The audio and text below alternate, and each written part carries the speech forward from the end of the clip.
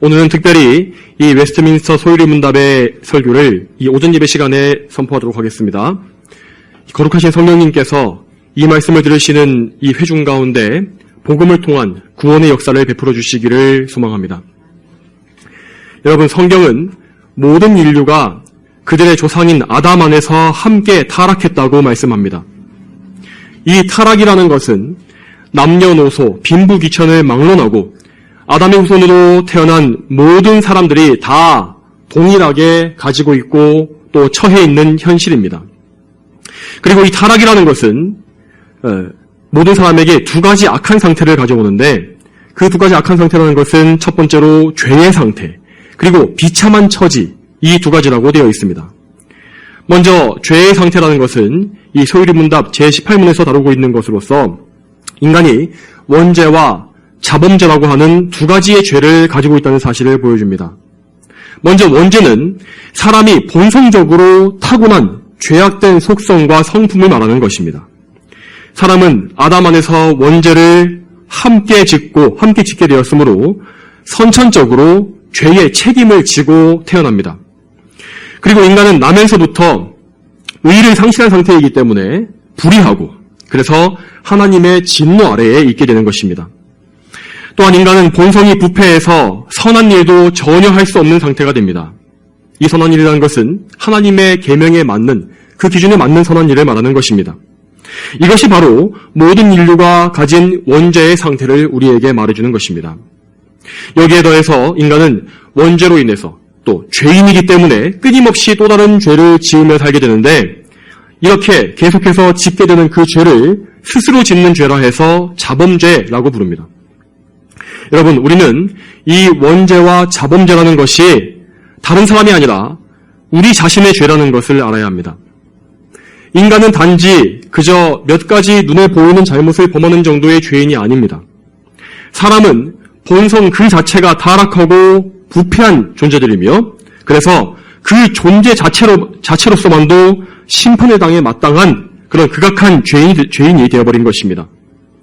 나라는 사람 자체가, 심지어 내가 아무 일도 행하지 않았다 할지라도 하나님 앞에 용납받을 수 없는 죄인이라는 사실을 철저하게 자각하지 못하면 우리는 신앙생활을 아직 시작한 것이 아닙니다. 사랑하는 여러분, 여러분은 여러분의 본성적인 타락과 부패성, 그리고 여러분의 안에 있는 원죄에 대해서 알고 계십니까? 성령께서 여러분을 깨우쳐 주셔서 그 사실을, 여러분의 죄를 깨닫게 해주신 적이 여러분의 인생 속에 있었습니까? 만일 여러분께서 정말 그런 영적 각성이 없이 지금 신앙생활을 하고 계신 것이라면 여러분은 지금 잘못된 문을 거쳐서 신앙의 길로 들어온 것입니다. 예수님께서 열어주신 길을 통해서가 아니라 담을 넘어서 이 길로 거짓되게 들어온 것입니다. 여러분은 그러므로 반드시 하나님의 심판 앞에 놓인 여러분 자신의 상태 그 자체를 정직하게 알아야 합니다. 하나님의 심판이 참으로 공의롭고 정당하다는 사실을 깨닫고, 그래서 그 심판을 피할 수 있도록 우리에게 계시해 주신 유일한 구원자 예수 그리스도를 바라보아야 하는 것입니다. 이러한 자각이 없이 신앙생활을 한다면 정말 평생 동안 교회에 열심히 다니면서 봉사한다 할지라도, 직분을 가진다 할지라도 그저 다 시간 낭비일 뿐입니다. 혹시 여러분 중에서 그저 평안히 앉아서 마음을 어루만져주고 위로와 기쁨만을 주는 그런 설교를 원하시는 분이 계신다면 여러분, 그러한 믿음은 결코 성경에서 말씀하시는 믿음이 아닙니다. 여러분, 예수님께서 우리를 구원하신 방법을 보시기 바랍니다. 그분께서 이 세상에 오셔서 편안하고 안락한 삶을 누리셨습니까? 그분이 궁궐에 앉아서 편안한 에어컨 바람을 쐬면서 포도주를 마시고 그렇게 편안한 삶을 누리셨습니까? 또 그분이 우리를 손쉽게 구원해내셨습니까? 아닙니다. 예수님은 이 세상에서 머리 들 곳조차 없는 그런 참으로 피곤하고 어려운 삶을 사셨고, 또한 죽으실 때에도 가장 참혹한 방법으로 생명을 내어주셨습니다. 그리고 십자가 위에서 예수님은 하나님의 두려운 진노와 심판을 다 몸소 받아내셨습니다. 여러분, 이 십자가 사건이라는 것은 결코 죄인을 감동시키기 위해서 이루어진 일이 아닙니다. 왜냐하면 죄인은 결코 감동을 받는다고 해서 변화되는 존재가 아니기 때문입니다. 죄인은 그 근본에서부터 속사람부터 변화되어야 하며, 또한 그 자신이 가진 모든 죄가 실제로 정당하게 처리되지 않으면 결코 구원받을 수가 없습니다. 그래서 죄인의 죄를 실제로 처리하시기 위해서 죄인이 당해야 할 모든 일을 예수님께서 대신 당하신 것이 바로 십자가의 사건입니다. 십자가는 그래서 거칠고 두려우며 끔찍하고 처참한 것이었습니다. 죄의 대가가 거기에 있었기 때문입니다. 예수님께서 십자가 위에서 우리를 대신해서 죄의 엄청난 대가를 다 치르셨기 때문에 비로소 우리는 생명을 얻을 수가 있게 된 것입니다. 여러분, 이러한 엄중한 사실을 선포하는데 어떻게 말랑말랑하게 그저 편안한 말로 감상적으로 전할 수가 있겠습니까? 목회자는 하나님의 말씀을 대언하는 사람입니다. 하나님의 엄중한 심판에 대해서 전하고 죄인들에게 있는 그대로의 성경 말씀을 선포해야 합니다. 이러한 말씀 사역 가운데 죄인들은 분명히 마음속에 두려움과 불안함을 가지게 되며 또 말씀 때문에 깊은 상처를 받기도 할 것입니다. 하지만 그것은 어쩔 수가 없는 것입니다. 그것이 하나님께서 죄인을 다루시고 치료하시며 구원하시는 방식이기 때문입니다. 여러분, 자 이제 이러한 전제를 가지고서 타락의 또 다른 결과인 비참에 대해서 성경과 교리문답의 증거를 살펴보겠습니다. 제가 먼저 웨스트민스터 소유리문답 제19문을 읽어드리도록 하겠습니다. 자, 소유리문답 제19문 이렇게 되어 있습니다. 타락한 인간에게 생긴 비참은 무엇입니까? 그 답은 인류는 타락으로 인해 하나님과의 교제가 끊어지고 하나님의 진노와 저주 아래에 놓여서 세상에서는 비참하게 살다가 죽고 지옥에서는 영원히 고통받게 되었습니다. 이렇게 성경은 분명히 인간이 비참한 존재라고 말하고 있습니다. 우선적으로 우리는 이 사실을 확실히 인식해야만 합니다. 제가 이런 말씀을 드리는 이유는 이 세상과 마귀가 항상 이 말씀을 부정하고 우리를 속이고 있기 때문입니다. 마귀는 이 세상이 그래도 아직은 살만한 곳이라고 말하고 이 세상에 너무 아름답고 즐거운 일도 많기 때문에 열심히 노력하며 땀 흘리며 살면 얼마든지 한바탕 즐기다 갈 수 있는 곳이라고 그런 생각을 우리에게 심어줍니다. 한 번뿐인 인생인데 열심히 즐기다가 가야 하지 않겠느냐고 사람들을 계속 현혹하고 있습니다. 또한 이 세상 사람들은 인간에게, 이 사람에게 무한한 잠재력이 있다고 말하기도 합니다. 그 인간의 잠재력을 기술과 자본과 문명을 통해서 더 많이 발현시키고 개발해서 마침내 이 세상의 모든 슬픔과 괴로움을 다 없애버릴 수 있다고 요즘 사람들은 그렇게 말하고 생각하고 있습니다. 여러분, 그렇지만 성경, 하나님의 말씀은 결코 이 세상을 좋은 곳, 아름다운 곳, 영원한 곳으로 묘사하지 않습니다. 이 세상에 그럼에도 불구하고 어떤 좋은 것들이 남아있는 이유는요, 하나님께서 여전히 죄인들을 인내해 주시며 그들에게 일반적인 은혜들을 남겨주셨기 때문입니다. 여러분, 제가 일반적인 은혜라고 말씀드린 것을 잘 기억하시기 바랍니다. 이 일반적인 은혜는 은혜입니다. 그렇지만 그것은 영원한 은혜가 아닙니다. 이것은 구원을 주기 위한 은혜도 아니고, 그래서 모든 사람들에게 주어진 이 짧은 인생이 끝나게 되면 더 이상 주어지지 않을 그런 은혜입니다. 하나님께서 그분의 형상으로 창조하신 인간을 불쌍히 여기시고 돌아보셨기 때문에 이런 일반적인 은총이 아직까지도 주어지고 있는 것뿐입니다. 그래서 이 세상에는 여전히 훌륭한 자연 경관이 펼쳐져 있는 것이고 놀랍고 신기한 동물들이 여전히 가득한 것입니다. 또한 하나님의 은총이 있기 때문에 사람은 마귀와 같이 극도로 악한 존재로 타락하지 않을 수가 있었고 여전히 겉보기에는 친절하고 선량한 행동도 할 수가 있는 것입니다.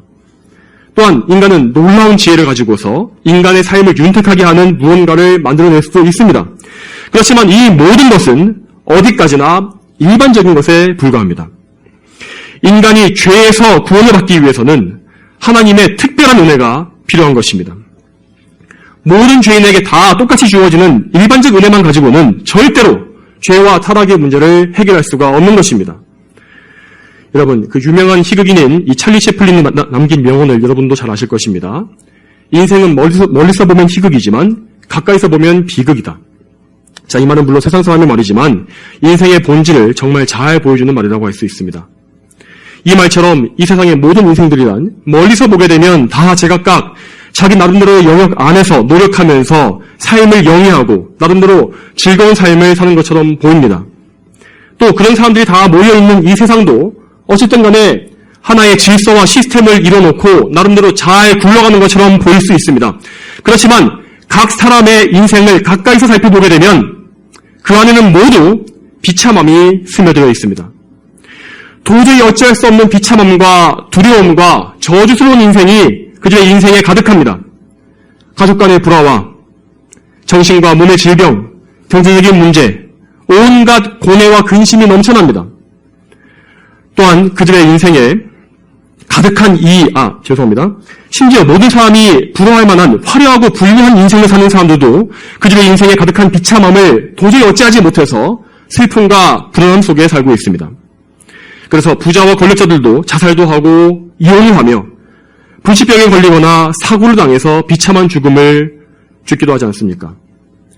정말로 빠짐없이 모든 인생이 다 비참할 뿐입니다. 거지부터 왕까지 모든 사람은 다 그 신분의 그 여부에 막론하고 다 비참한 존재에 불과한 것입니다. 여러분, 그러면 이 비참함의 근원이 어디에 있는 것이겠습니까? 그것은 바로 하나님과의 관계가 끊어진 것에서부터 시작된 것입니다.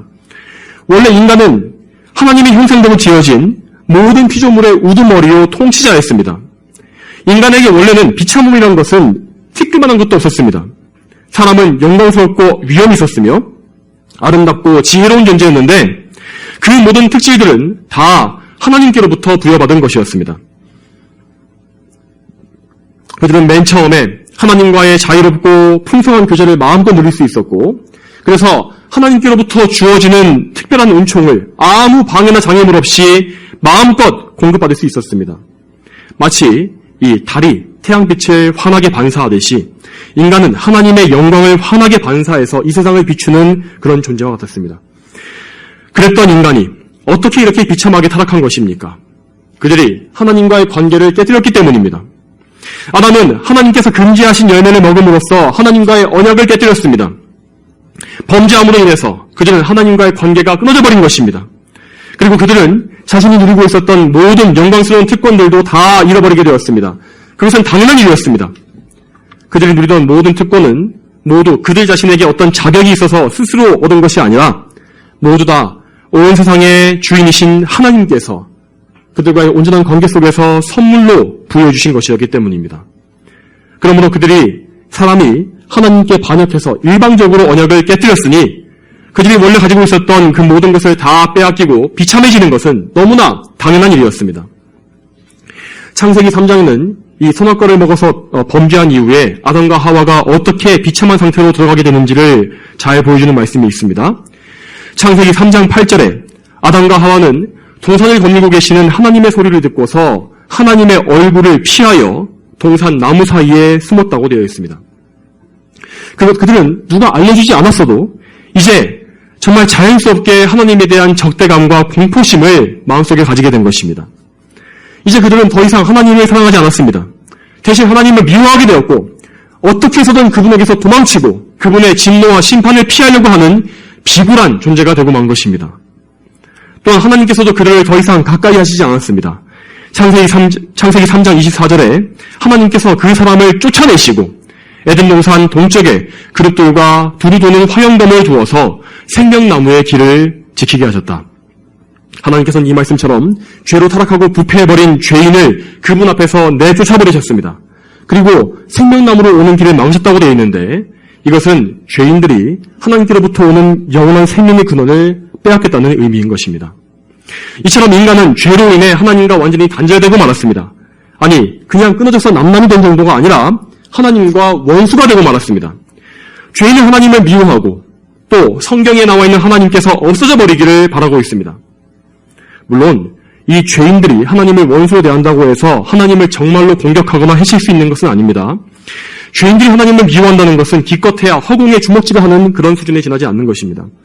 정말 심각한 문제라는 것은 하나님께서 죄인을 원수로 대하고 계신다는 그 사실입니다.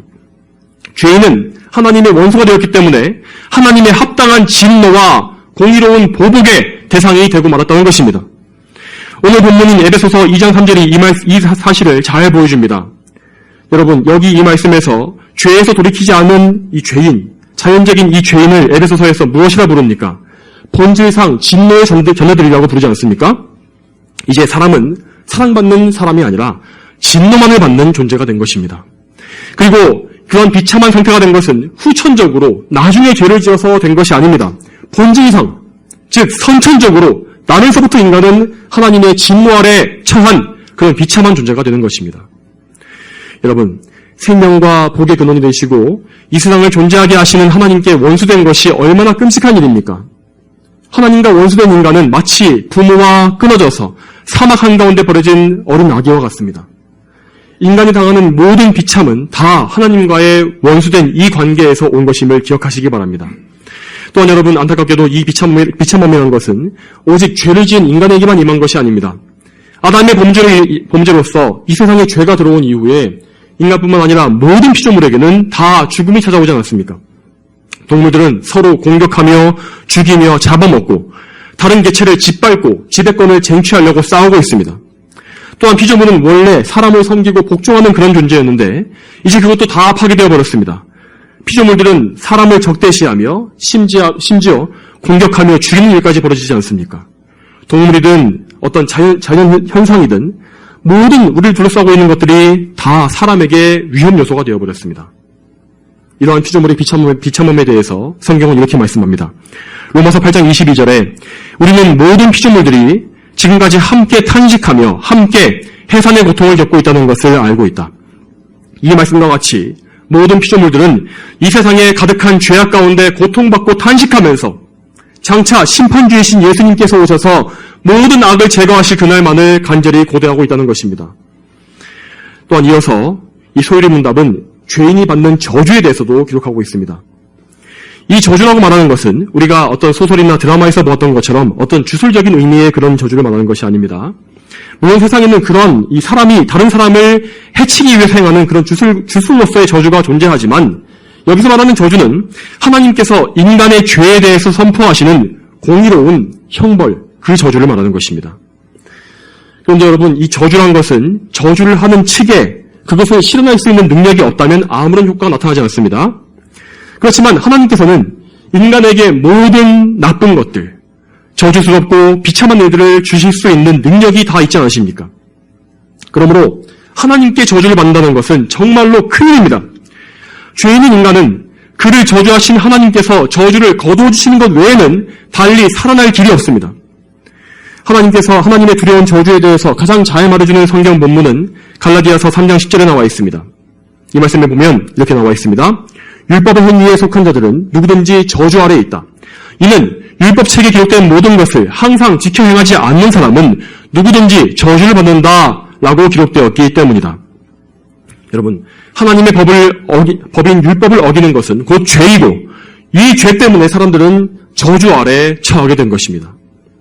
하나님께서는 그분께 순종하는 의인들에게는 복을 약속하십니다. 하지만 반대로 그분을 대적하는 죄인들에게는 저주를 약속하십니다. 결국 저주라는 것은 하나님의 기록된 말씀에 따라서 죄인들이 마땅히 받게 되는 모든 형벌과 고통을 다 통칭하는 것입니다. 그래서 소율의 문답은 죄인의 비참한 상태에 대해서 이어서 또 이렇게 말하고 있습니다. 죄인들은 세상에서는 비참하게 살다가 죽고 지옥에서는 영원히 고통받게 되었습니다. 이처럼 사람의 삶은 고통으로 가득하고 결국 비참하게 살다가 죽는 것이 모든 인간에게 정해진 길입니다. 여러분, 근데 이것은 결코 염세주의적인 철학을 말하는 것이 아닙니다. 아담과 하와가 범죄한 직후에 하나님께서 그들에게 형벌로 말씀하신 그 말씀들을 잘 읽어보시기 바랍니다. 거기에 무슨 좋은 것이 있습니까? 창세기 3장 16절부터 19절까지 한번 찾아보시기 바랍니다. 창세기 3장 16절부터 19절까지. 자, 그 말씀입니다. 창세기 3장 16절부터 19절까지입니다.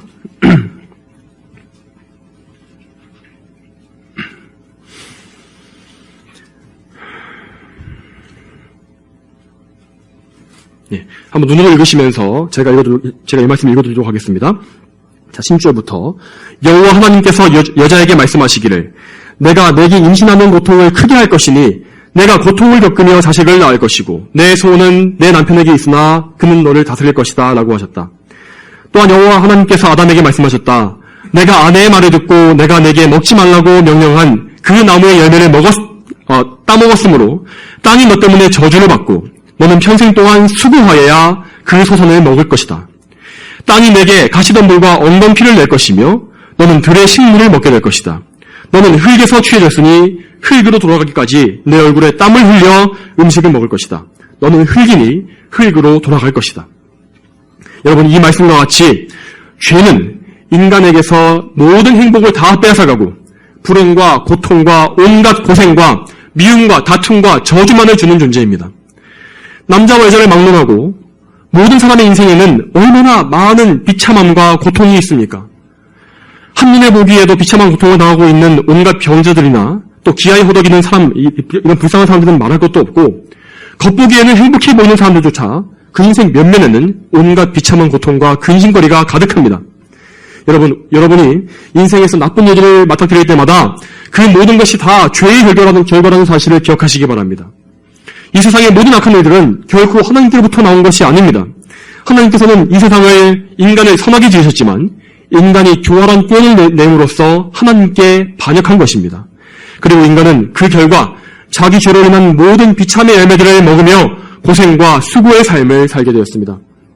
여러분, 그리고 이 고통으로 가득한 이 인생의 마지막에 죄인들은 자기 죄의 형벌로서 육체의 죽음을 맞게 됩니다. 이것은 하나님께서 아담에게 말씀하신 그대로 일어나는 일입니다. 그런데 사람들은 이 죽음이라는 것을 피할 수 없기 때문에 그 대안으로서 이 죽음을 고귀하고 아름다운 것으로 포장할 때가 있습니다. 또 어떤 사람들은 이 죽음이 자연스러운 것이기 때문에 피하지 말고 받아들여야 한다고 말하기도 합니다. 여러분, 그렇지만 이런 말은 모두 그럴듯한 거짓말에 지나지 않습니다. 죽음이란 원래 인간에게 없던 것이며 죄 때문에 형벌로 주어진 악한 것입니다. 아무리 부유하고 윤택한 삶을 살았던 사람도 죽음까지 가는 과정은 매우 고통스럽고 비참한 것을 볼 수 있습니다. 또 요즘 보게 되면 이 고독사하는 사람들이 정말 많다고 하지 않습니까? 이 개인적으로 유튜브에서 고독사 현장을 청소하는 분들이 올려놓은 영상을 가끔 보곤 하는데 정말 그 현장의 비참함과 끔찍함이란 이루 말로 다할 수가 없습니다.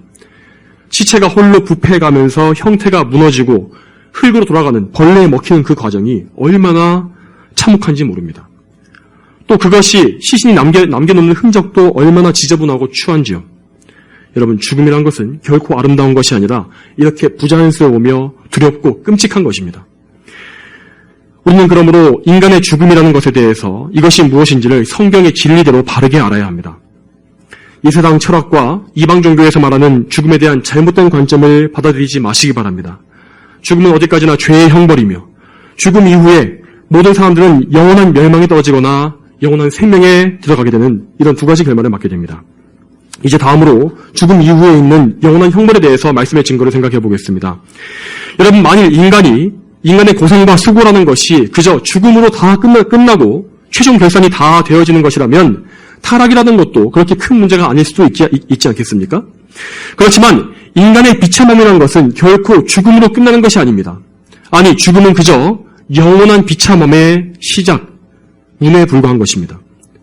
자기 죄를 해결받지 못하고 죽은 죄인은 자신의 죄로 인해서 하나님의 심판을 받고 불타는 지옥으로 다 들어가게 되어 있습니다.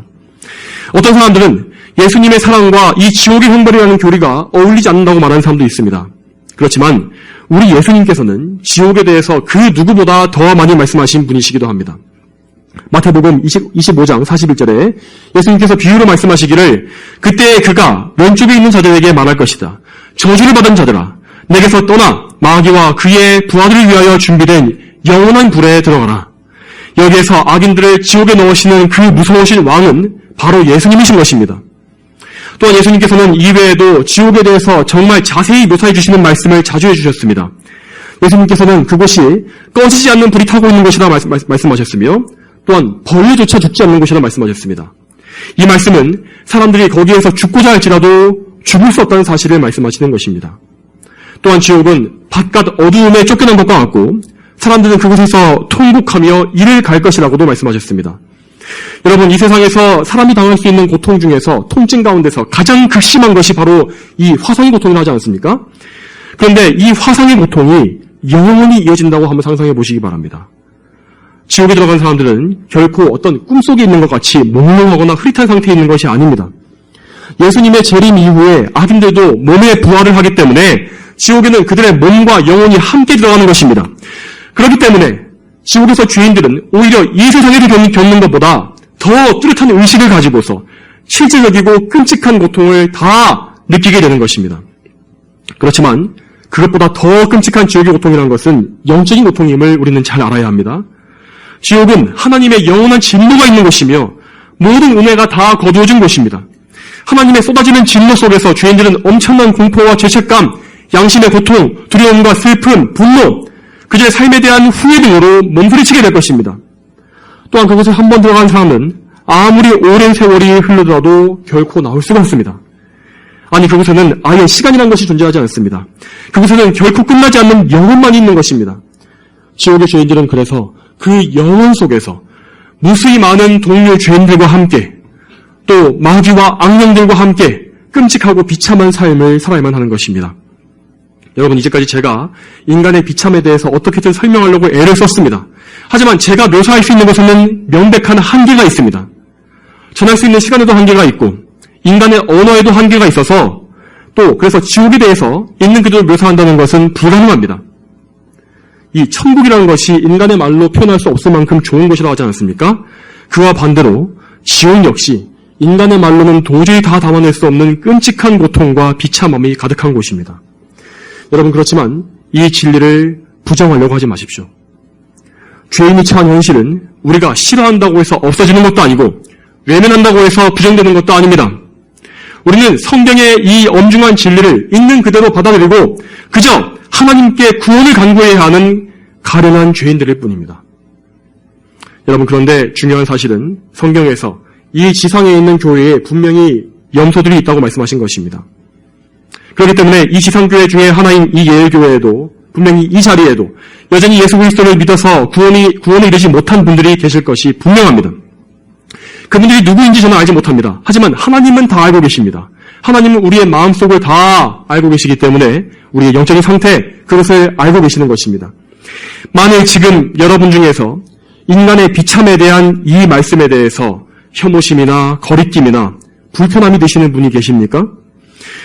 여러분, 그렇다면 그분은 이 말씀을 놓고서 하나님 앞에 정직하게 서셔야만 합니다. 참으로 거듭난 성도는, 구원받은 성도는 인간의 비참과 지옥에 대해서 들을 때에 결코 불쾌감을 느끼지 않습니다. 성도는 오히려 이런 말씀 속에서 자신의 죄를 더 깊이 깨닫고 하나님 앞에 더 겸손히 자신을 낮춰 회개하게 되며 또한 자신을 이 끔찍한 죄에서 구원하신 하나님의 은혜를 더 높이고 사랑하게 됩니다. 그러므로 사랑하는 여러분, 아직까지 심판에 대한 이 진리를 들으실 때에 양심의 평안함이 없으신 분들께서는 성령님께 도움을 청하십시오. 여러분의 죄를 깨닫게 하시고 또한 영적으로 거듭나게 하셔서 예수님을 믿고 사랑하는 마음을 달라고 간절히 간구하시길 바랍니다. 자신의 죄인됨을 통렬히 인정하며 예수 그리스도를 바라보십시오. 그리스도께 가십시오. 그러면 그분께서 당신의 죄를 사하시며 의롭게 하실 것입니다. 여러분, 그러면 이제 마지막으로 구원받은 성도들에게서 이 비참한 문제가 어떻게 해결되었는지를 살펴보도록 하겠습니다. 이 성도들이 이 교리에 대해서 반드시 알아야 할 사실은 예수님의 구원 사역이 성도들에게서 이 타락으로 인한 비참을 모두 제거하셨다는 사실입니다. 왜냐하면 예수님께서 우리의 죄를 대속하심으로 인해서 하나님의 진노와 저주가 우리에게서 완전히 다 거두어졌기 때문입니다. 그렇기 때문에 예수님을 믿게 되면 그의 삶 속에서 비참함이 점점 더 떠나게 되는 것이고 어둠과 죄의 일과 하나님께서 미워하시는 악한 일들이 점점 더 끊어지게 되는 것입니다. 또한 더 나아가서 국가적으로도 그 나라의 거듭난 성도들, 하나님을 바르게 믿는 사람들이 많아지게 된다면 그 국가에서는 예전의 어둠과 비참함, 이방 종교의 더러움, 이런 모든 것들이 다 점점 더 사라져가고 더 번성하게 되며 밝은 나라, 밝은 사회가 이루어지게 되는 것입니다.